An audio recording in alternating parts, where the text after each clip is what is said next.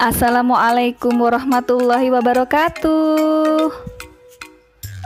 Apa kabar anak-anakku sekalian? Semoga selalu dalam lindungan Allah Subhanahu wa Ta'ala. Sebelum kita belajar, yuk kita berdoa terlebih dahulu. A'udzu billahi minasyaitonir rajim. Bismillahirrahmanirrahim. Rabbi zidni ilma warzuqni fahma. Ya Allah, tambahkanlah ilmu kepadaku dan berikanlah kepadaku rezeki kefahaman. Amin. Pembelajaran 5, cinta Nabi dan Rasul. Kisah teladan Nabi Nuh alaihi salam. Mari kita simak kisah teladan Nabi Nuh alaihi salam berikut ini.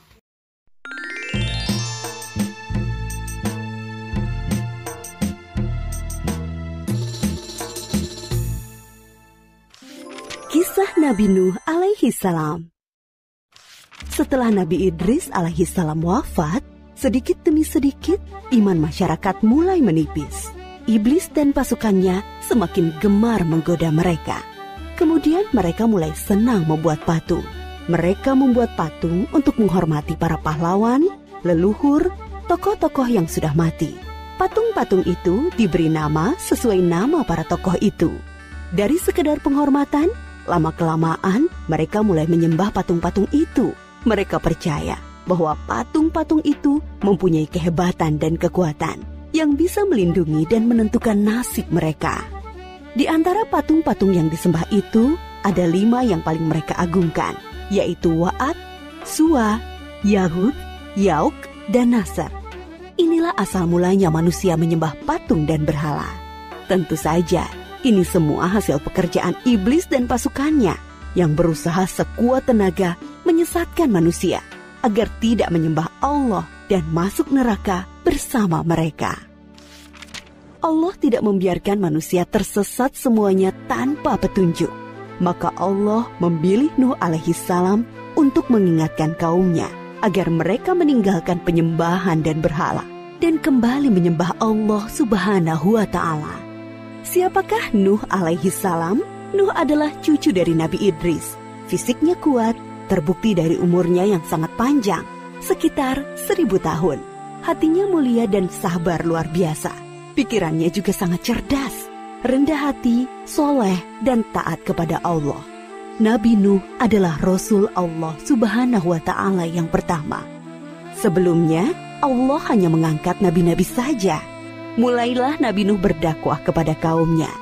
Nabi Nuh mengajak mereka untuk memohon ampun atas dosa-dosa mereka dan kembali menyembah Allah agar tidak terkena azab dari Allah.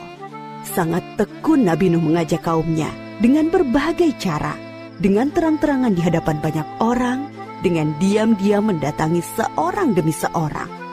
Berulang-ulang, siang dan malam, selama kurang lebih 950 tahun lamanya. Tetapi sedikit sekali yang mengikuti seruan Nabi Nuh. Kebanyakan dari pengikutnya ini adalah orang miskin dan pekerja kasar. Jumlahnya sekitar 80 orang. Yakni sebagian besar kaumnya tidak mau mengikuti ajaran Nabi Nuh. Mereka bersikap angkuh dan sombong dengan menutup rapat-rapat telinga mereka jika Nabi Nuh mulai berbicara untuk mendakwahi mereka. Bahkan mereka menantang Nabi Nuh agar mendatangkan azab yang diancamkan oleh Allah Subhanahu wa Ta'ala. Nuh, sudahlah, berhenti bicara. Percuma, kami tidak akan percaya. Sekarang begini saja, datangkan azab itu pada kami jika kau memang benar. Kami yakin tidak akan ada azab yang menimpa kami karena kelakuan kami. Kau hanya berdusta. Nabi Nuh mengadu kepada Allah tentang pembangkangan kaumnya yang keterlaluan. Allah berfirman bahwa memang pengikut Nabi Nuh tidak akan bertambah. Hanya 80 orang itu saja. Selebihnya mereka semua tidak akan beriman karena mereka sudah sangat sesat. Setelah jelas ketetapan Allah bahwa orang-orang itu tidak akan beriman, maka Nabi Nuh memohon kepada Allah. Tuhanku, musnahkanlah seluruh orang durhaka itu dari muka bumi. Mereka hanya membuat kerusakan dan melahirkan anak-anak yang durhaka. Kemudian Allah memerintahkan Nabi Nuh untuk membuat kapal yang besar. Pada masa itu ilmu perkapalan belum berkembang dengan baik. Allah mengajarkan ilmu itu kepada Nabi Nuh. Maka Nabi Nuh bersama pengikutnya membuat kapal besar terbuat dari kayu. Kayu itu didapati dari pohon-pohon di hutan di sekitar mereka. Ejekan kaum Nabi Nuh semakin menjadi-jadi. Melihat pembuatan kapal itu terasa aneh bagi mereka. Apalagi mereka tinggal jauh dari laut. Lihatlah, Terbukti bahwa Nuh gila. apa itu? Bikin kapal ya? Untuk berlayar di hutan. Nabi Nuh dan pengikutnya bersabar dan tetap tekun menyelesaikan kapal itu. Akhirnya kapal besar itu selesai. Inilah kapal besar pertama yang dibuat oleh manusia. Kemudian Allah memerintahkan untuk mengumpulkan binatang-binatang sepasang-sepasang, jantan dan betina. Semua diangkut ke dalam kapal bersama orang-orang beriman. Semua keluarga Nabi Nuh, termasuk yang diangkut ke dalam kapal, kecuali istri dan salah satu anaknya, Kan'an. Mereka tidak mau masuk ke dalam kapal. Mereka tidak beriman dan termasuk orang durhaka. Sementara itu, langit menjadi gelap. Angin bertiup kencang, petir menggelegar. Hujan turun sangat lebat. Dari dalam tanah memancar air yang semakin deras. Juga dari dalam rumah-rumah penduduk, dari dapur-dapur mereka. Dengan cepat, air membanjiri bumi. Makin lama makin tinggi, menenggelamkan rumah, pohon-pohon, dan tentu saja orang-orang di luar kapal Nabi Nuh. Ketika Nabi Nuh melihat sekelilingnya dari atas, tampak putranya, Kan'an, sedang menyelamatkan diri dari banjir. Karena kasih sayangnya kepada anaknya, Nabi Nuh berseru, Anakku sayang, masuklah ke dalam kapal ini. Tidak ada yang bisa selamat dari azab ini kecuali yang berada di dalam kapal. Tidak ayah, aku akan memanjat bukit yang tinggi. Pasti aku akan selamat. Tiba-tiba datang gelombang besar dan Kan'an tidak terlihat lagi. Dia termasuk yang dibinasakan.